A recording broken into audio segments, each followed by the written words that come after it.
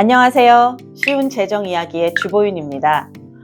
지난주에 제가 롱텀케어 보험에 관한 라디오 방송을 했었어요. 그 후에 많은 질문 전화가 왔었습니다. 롱텀케어에 대해 많이 들어보고 또 준비가 필요하다고까지는 알겠는데 그게 뭔지 제대로 잘 모르겠다는 말씀이셨어요. 그래서 오늘 쉬운 재정 이야기에서는요, 롱텀케어란 무엇인지, 왜 그에 대한 대비가 필요한지에 대해서 짚어보고 가는 시간을 가지도록 하겠습니다. 여러분, 병에 걸리셨거나 몸이 많이 아프실 때 우리는 어디를 가죠? 네, 맞습니다. 병원을 갑니다.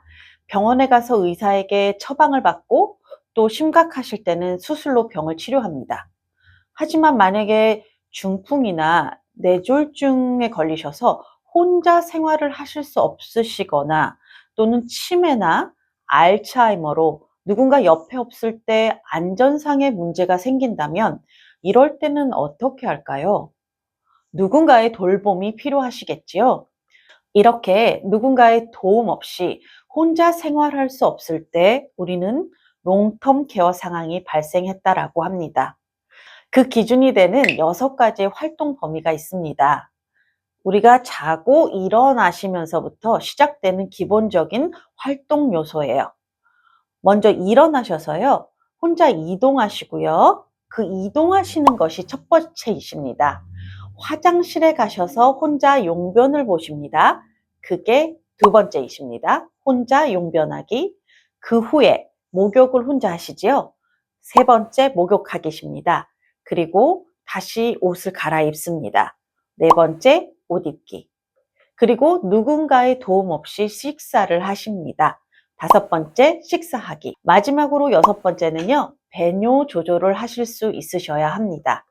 이렇게 6가지의 데일리 액티비티 중에서 2가지 이상을 90일 이상 지속적으로 못 하시게 되시면요, 장기적으로 간호가 필요한 롱텀 케어 상황이다라고 말씀드릴 수 있습니다.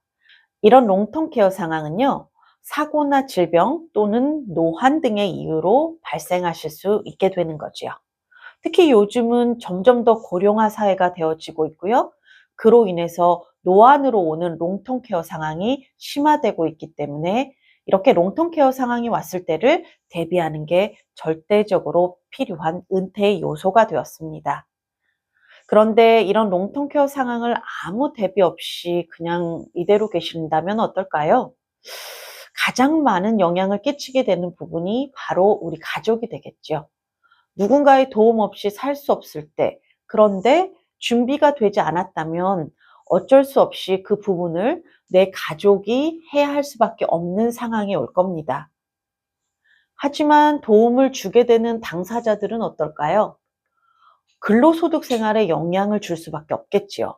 그렇게 되시면 재정적인 부분이나 이렇게 생활 패턴에 큰 영향을 끼칠 수밖에 없으실 겁니다. 이런 경우는 그 누구도 원치 않으실 거예요. 만약에 이런 경우가 싫으시다면요, 지금까지 축적해 놓으신 내 자산을 이용하는 방법이 있으십니다. 그런데요, 그 비용이 여러분 생각보다 만만치 않으십니다. 보험사 제놀스의 간병비용 자료에 따르면 2023년 미국 전국 평균 가정 방문 요양 서비스 비용이 68,640불을 훌쩍 넘었다고 해요. 양로원 독실 가격은요, 104,025불 달러가 넘었다고 하고요. 이렇게 현재 롱텀 케어 비용은 한 달에 5,000에서 8,000달러는 기본으로 들어가고 있고요. 그 비용은 물가 상승률로 인해서 점점 매년 더 상승할 것으로 예상되고 있다고 합니다. 이렇게 자산을 이용하신다면요, 은퇴로 준비하신 은퇴 비용의 고갈이 빨라질 수밖에 없는 상황이 되겠죠. 이런 이유 때문에 우리는 지금부터 가능한 건강하시고 적은 비용으로 롱텀 케어 플랜을 준비하실 수 있을 때 그 방법을 알아보셔야 할 것입니다. 오늘의 쉬운 재정 이야기에서는요, 롱텀 케어에 대해 알아보는 그 첫 번째 시간을 가졌습니다. 다음 시간에는요, 롱텀 케어 준비하는 방법에 대해서 좀 더 쉽고 자세한 내용으로 돌아오도록 하겠습니다. 오늘 구독해주신 여러분 너무 감사드리고요.